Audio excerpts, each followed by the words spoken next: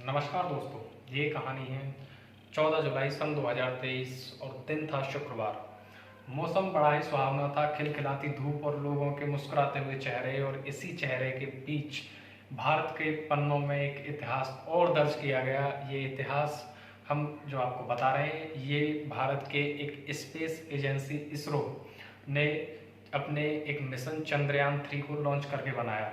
ये मिशन पहले भी कई बार और मिशन मून मिशन हो चुके हैं, उन्हीं का ये एक हिस्सा है। जैसा कि इसके नाम से आपको पता चल रहा है, चंद्रयान 3।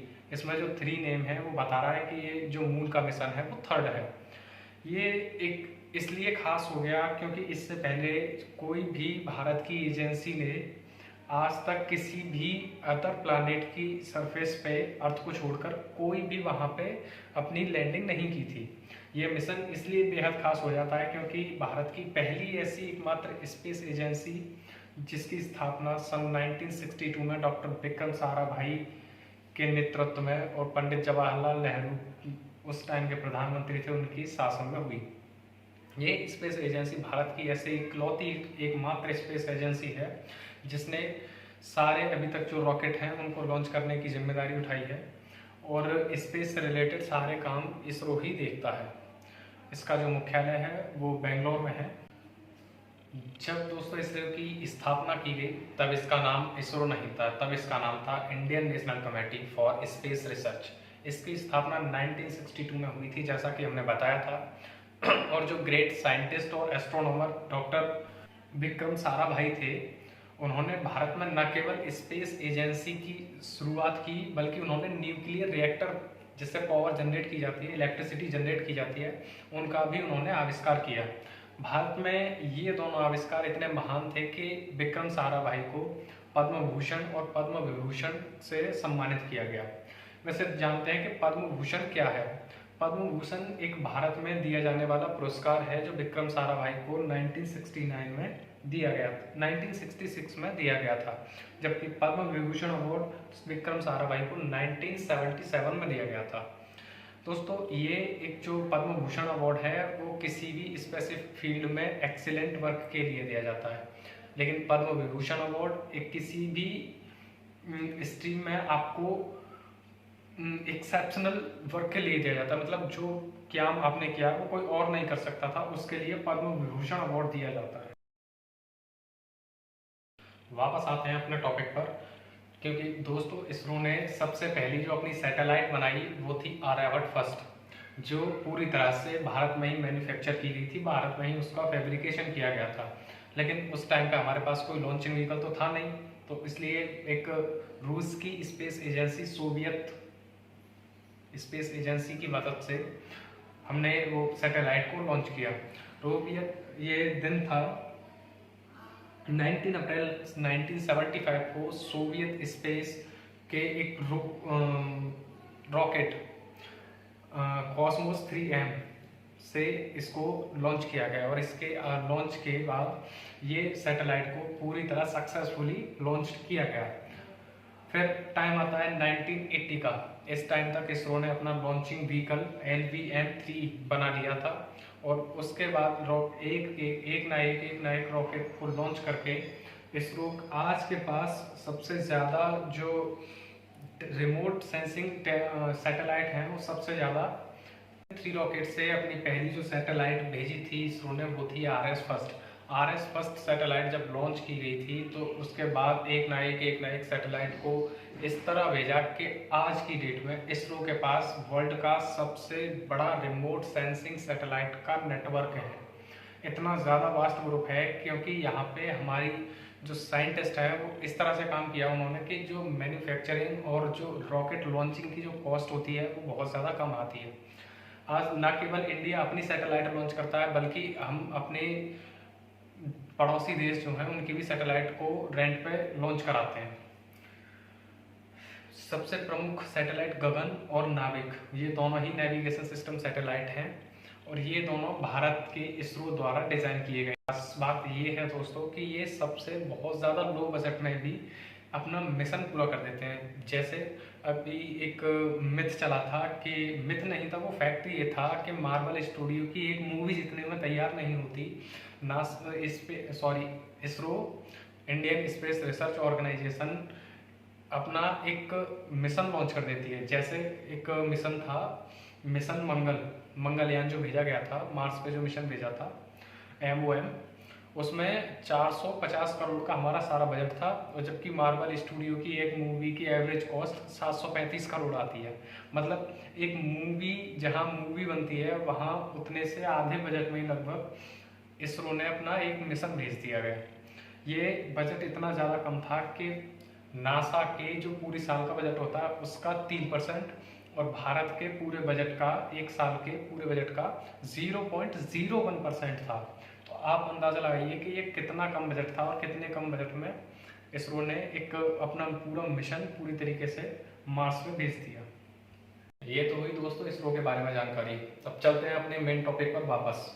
तो दोस्तों ये कहानी जब से शुरू होती है कि जब दुनिया भर के देशों में मून पर मिशन भेजने की होड़ लगी हुई थी, तभी भारत की एकमात्र स्पेस एजेंसी इसरो के अध्यक्ष माधवन नयन की अध्यक्षता में भारत का पहला मून मिशन यानी कि चंद्रयान-1 बनकर तैयार हुआ। ये चंद्रयान-1 मिशन जो है ये 22 अक्टूबर 2008 को PSLV रॉकेट से भारत के आंध्र प्रदेश के श्रीहरिकोटा से मून के लिए रवाना किया गया।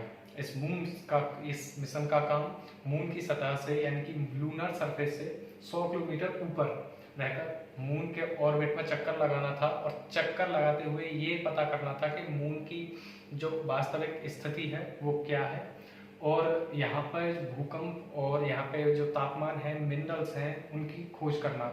उस सभी डेटा को भारत को वापस भेजना, जो ग्राउंड स्टेशन पर सैटेलाइट हैं, जो ग्राउंड स्टेशन पर एंटीनाज हैं, वहाँ इसको वापस भेजना। यह मिशन का जो कार्यकाल था वो 2 साल था, लेकिन 29 अगस्त 2009 को कनेक्शन लॉस्ट होने की वजह से इससे कनेक्शन टूट गया, और ये मिशन 95% सक्सेसफुल रहा। अब बारी आती है कि नए मून मिशन को भेजने की, यानी कि 2009 में इससे कनेक्शन टूटा, और साल 2019 में पूरे 10 साल बाद इसरो अब एक ऐसी तैयारी के साथ था कि वो मून के सरफेस पर लैंडिंग कराने के मिशन को उतारना चाहता था। अगर ये मिशन सक्सेसफुल हुआ लैंडिंग का, तो भारत चौथा देश बन जाएगा जिसने किसी प्लैनेट की सरफेस पर सॉफ्ट लैंडिंग की। लेकिन देखते हैं कि था दोस्तों 22 जुलाई सन 2019, मौसम थोड़ा सा गर्म, दोपहर के 2:43 पर लोगों की धड़कनें थोड़ी सी ज़्यादा बढ़ी हुई थी। क्यों? क्योंकि ये एक ऐसा टाइम था कि जब भारत इतिहास रचने वाला था, एक नया इतिहास जो आज से पहले कभी नहीं हुआ। क्योंकि इस मिशन में जो भारत था वो अब चांद की सतह पर यानी कि अर्थ से बाहर किसी प्लैनेट की सरफेस पर लैंडिंग करने वाला था। इस मिशन को K7 की अध्यक्षता में बनाया गया। K7 की अध्यक्षता में बनाए जा रहे इस मिशन में 3 बेसिक इसके पार्ट्स थे। फर्स्ट था इसका जो प्रोपल्शन मॉड्यूल है यानी कि ऑर्बिटर, जो इसका काम था कि मून के सरफेस से 100 किलोमीटर ऊपर रहेगा, जैसे कि चंद्रयान-1 में था। 100 किलोमीटर ऊपर रहकर ये अर्थ के और मून के जो बीच जो कनेक्टिविटी है उसका काम करेगा, और बहुत सारे ऐसे रिसर्चेस को करेगा जो कि उसके लैंडर में नहीं थे। दूसरा इसका पार्ट है लैंडर, और तीसरा इसका पार्ट है रोवर। लैंडर का काम यह था कि प्रोपल्शन मॉड्यूल यानी कि ऑर्बिटर से 100 किलोमीटर ऊपर ही अर्थ के सरफेस से अलग होकर चांद की सतह पर सॉफ्ट लैंडिंग कराना। चांद की सतह पर सॉफ्ट लैंडिंग करने के बाद इसमें से 1 घंटे बाद रोवर को निकलना था जो इसके अंदर बैठा हुआ था, लेकिन ऐसा नहीं होता है। रोवर का काम था ये कि वहां पे इसको चांद के सरफेस पर उतारना है, और वहां पे रोवर में पहिए लगे हुए थे, और उन पहियों के मूव से हेल्प से वो मूव करता। तो वहां पे सीस्मोलॉजी और बहुत सारे मिनरल्स वगैरह की रिसर्च करना इसका काम था। बेसिकली इस मिशन का जो मेन एम था वो चांद की सरफेस की यानी कि क्रस्ट का पता लगाना था कि वहाँ पे क्या क्या चीज़ प्रेजेंस है, और वाटर है तो कितनी मात्रा में वहाँ पे प्रेजेंस है। अब होता ये है कि जब इसका ऑर्बिटर था, ऑर्बिटर से ये मिशन अलग हुआ यानी कि इसका लैंडर अलग हुआ, तो लैंडर अपने ट्रेजेक्टरी पथ को फॉलो करता हुआ आ रहा था, लेकिन मून सरफेस से 200 सॉरी, 2 किलोमीटर ऊपर ही, यानी कि 2000 मीटर ऊपर इसका कनेक्शन ग्राउंड स्टेशन पे जो एंटीनास लगे हुए थे उनसे लॉस्ट हो गया और मिशन को वहीं ख़त्म हो गया। लेकिन वहाँ पे जो अभी हमारा ऑर्बिटर था वो अभी भी लगातार काम कर रहा है, जिसकी अवधि 1 साल थी काम करने की क्षमता, वो अब ऐसा माना जा रहा है कि वो अगले 7 साल तक काम करेगा। वो मिशन वहीं डिस्ट्रॉय हो गया और पूरे इंडिया में एक मायूसी छा गई, जहाँ तक कि इसके जो अध्यक्ष थे K7 वो रो भी पड़े, क्योंकि ये इसरो के लिए और पूरे भारतवर्ष के लिए थोड़ी सी दुख की बात थी। लेकिन होता ये है कि कहते हैं ना कि वो कि कदम बढ़ाए जा सफलता मिलती जाएगी। हुआ यही, पूरे 4 साल बाद एक नए मिशन की शुरुआत हुई, एक नया ढांचा बनने को तैयार हुआ और ये एक मिशन था जो चंद्रयान 2 की जो कमी थी उनको पूरा करने के लिए और उस पूरे सपने को साकार करने के लिए भारत के इसरो स्पेस एजेंसी ने एक और नया मिशन भेजा। दोस्तों, हम बात कर रहे हैं इस वीडियो में चंद्रयान 3 की। वही चंद्रयान 3 जो भारत के लिए एक और हिस्ट्री बनाएगा। क्यों? क्योंकि इसमें जो वैसे तो ये मिशन पूरा है चंद्रयान 2 की तरह, लेकिन इसमें जो थोड़ा सा जो मेन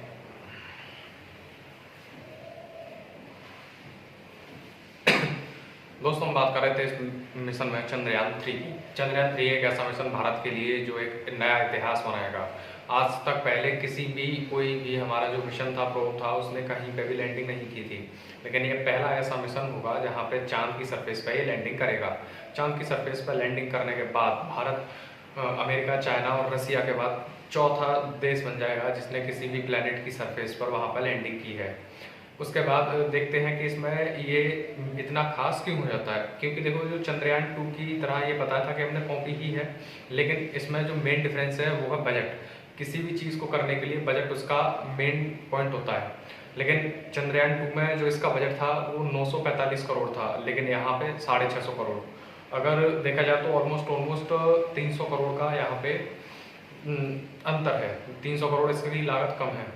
अब एक बात ज़रूर देखी होगी आपने कि जो ये मिशन है, चंद्रयान 2 मिशन हो गया, चंद्रयान 3 मिशन हो गया, जो कि लैंडिंग मिशन है, लैंडर मिशन है, इनमें एक बात कॉमन है कि ये चांद पे जब भी गए हैं तब एक सर्टेन पीरियड में गए हैं। जैसे कि उसमें भी था 14 जुलाई, 12 जुलाई, 22 जुलाई।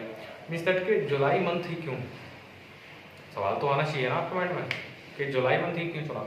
देखिए, बताते हैं आपको कि जुलाई मंथ एक ऐसा टाइम होता है कि यहाँ पर जो माफ़ कीजिएगा, अर्थ के और मून के बीच की जो दूरी होती है वो बहुत कम रहती है। जब दूरी कम रहती है तो यहाँ पे फ्यूल का लगता है, बहुत कम लगता है, और सबसे ज़्यादा बजट में फ्यूल का होता है। तो इस वजह से बजट को रिड्यूस करने के लिए, क्योंकि इसरो की ये खूबी रही है कि उसने बजट को कम बजट में और बड़े मिशन भेजना, ये अगर कोई ऐसी स्पेस एजेंसी है तो वो है इंडियन स्पेस रिसर्च ऑर्गेनाइजेशन। तो इसकी वजह से मिशन जुलाई में लॉन्च किए गए। अभी जब लॉन्च करने के बाद ये 1 अगस्त को इसने अपना पूरा मून के अब जैसे जैसे दोस्तों टाइम बीतेगा और ये मिशन अपने और गंतव्य की ओर जाएगा, डेस्टिनेशन की ओर जाएगा, तो वैसे अब मून के सरफेस से 100 किलोमीटर ऊपर, मतलब 100 किलोमीटर ऊपर इस मिशन के 2 पार्ट हो जाएंगे, एक प्रोपल्सन मॉड्यूल और दूसरा लैंडर। प्रोपल्सन मॉड्यूल का काम ये होगा कि मून के सरफेस में, मून की ऑर्बिट में, मून के सरफेस से 100 किलोमीटर ऊपर मून की ऑर्बिट में चक्कर लगाना। चक्कर लगाने के साथ साथ ये कम्युनिकेशन को देखेगा जो लैंडर अर्थ और के बीच होगा, ग्राउंड सैटेलाइट्स के बीच होगा। और दूसरा काम इसका ये है कि मून की सरफेस को और अच्छी तरह से रीड करना, उसकी स्टडी करना। अब लैंडर का काम ये है कि लैंडर धीमे धीमे डीऑर्बिटाइजेशन प्रोसेस के बाद एक मून के साउथ पोल पर उतरेगा। साउथ पोल ही क्यों चुना था ये अभी हम बताएंगे आपको, लेकिन साउथ पोल पर उतरने के बाद लैंडर में से एक मशीन है रोवर, जिसमें 6 पहिए और 26 किलोग्राम वजन की मशीन है जो लैंडर के अंदर बैठी हुई है। वो 1 घंटे के बाद जब निकलेगी तो उसका काम ये होगा कि चांद की जो सरफेस है, मून का सरफेस है, उसको स्टडी करना। मीन्स दैट कि वहाँ पे उसकी क्रस्ट कैसी है, उसकी वहाँ पे क्या क्या क्लाइमेट कैसा है, और जो इसका मेन एम है वो ये है कि लैंडिंग कराना, यानी कि सॉफ्ट लैंडिंग कराना इस मिशन का सबसे बड़ा एम है। बात करते हैं कि मिशन के लिए साउथ पोल ही क्यों चुना गया। देखिए, साउथ पोल में नासा की तरफ से एक ऐसा स्टेटमेंट आया था कि साउथ पोल पर बहुत ज़्यादा मात्रा में पानी है। लेकिन हम अब आपके माइंड में बात आ रही होगी कि हमने इतने सारे मिशन भेजे, ऑर्बिटर भेजे हैं, उनसे हम क्या ये पता नहीं लगा सकते थे? बिल्कुल लगा सकते थे, लेकिन वहाँ पे आइस में वहाँ पे ये भी तो हो सकता है कि पानी किस फॉर्म में है, आइस में है, लिक्विड में है। उसकी डीप स्टडी के लिए ये हमें वहाँ पे लैंडिंग मिशन भेजे थे।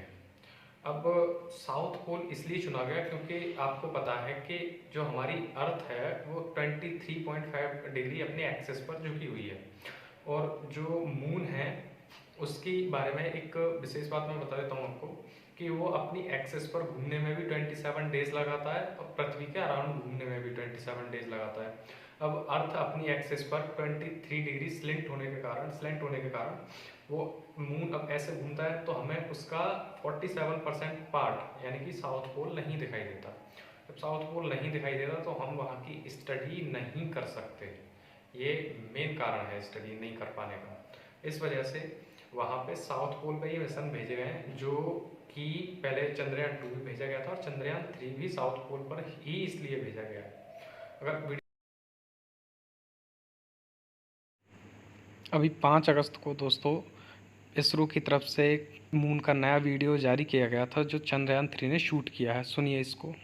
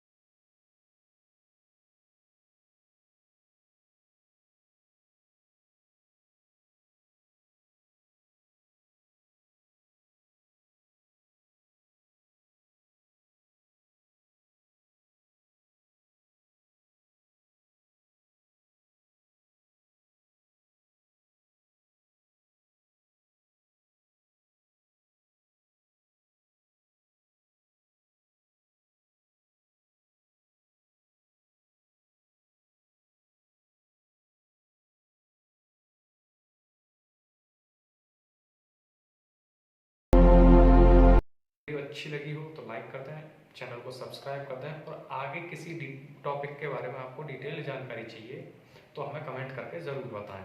धन्यवाद।